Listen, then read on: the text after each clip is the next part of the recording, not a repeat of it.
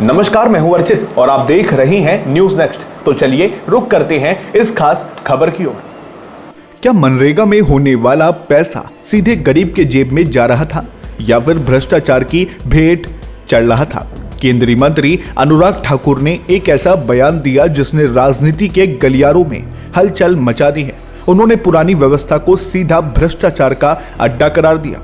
आखिर क्यों अनुराग ठाकुर ने पिछली सरकार की कार्यप्रणाली पर इतने गंभीर सवाल उठाए? चलिए जानते हैं आज की इस खास रिपोर्ट में। दरअसल एक हालिया कार्यक्रम के दौरान अनुराग ठाकुर ने मनरेगा योजना के इतिहास और वर्तमान स्थिति पर चर्चा की। उन्होंने कहा कि एक समय था जब मनरेगा की पुरानी व्यवस्था में पारदर्शिता की भारी कमी थी। बिचौलिए और भ्रष्ट अधिकारी मिलकर गरीबों के हक का पैसा डकार जाते थे। अनुराग ठाकुर के मुताबिक उस वक्त सिस्टम में इतने छेद थे कि काम किसी और के नाम पर होता था और पैसा किसी और की जेब में जाता था। मंत्री ने विस्तार से बताया कि कैसे पहले फर्जी मास्टर रोल तैयार किए जाते थे, यानी कागज पर तो मजदूर काम कर रहे होते थे लेकिन असल में जमीन पर कोई काम नहीं होता था। उन्होंने कहा कि पुरानी व्यवस्था में जवाबदेही तय करना नामुमकिन था। कई जगहों पर तो उन लोगों के नाम पर भी पैसे निकाले गए जो शहर में रहते ही नहीं थे या जिनकी मृत्यु हो चुकी थी। अनुराग ठाकुर ने इसे एक सोची समझी लूट का हिस्सा बताया।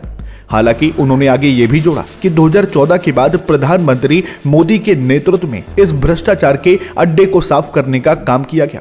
अब मनरेगा का पैसा सीधे डायरेक्ट बेनिफिट ट्रांसफर यानी डीबीटी के जरिए मजदूरों के बैंक खातों में पहुंचता है। उन्होंने कहा कि अब आधार कार्ड और डिजिटल हाजिरी यानी NMMS की वजह से फर्जीवाड़े पर लगाम लग गई है। अब गरीब को अपने हक के लिए किसी बाबू या बिचौलिए के आगे हाथ फैलाने की जरूरत नहीं है।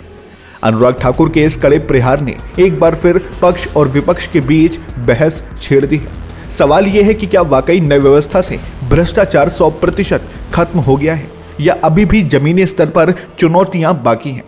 आपको क्या लगता है, क्या मोदी सरकार के आने के बाद मनरेगा में सुधार हुआ? अपनी राय हमें नीचे कमेंट बॉक्स में साझा करें।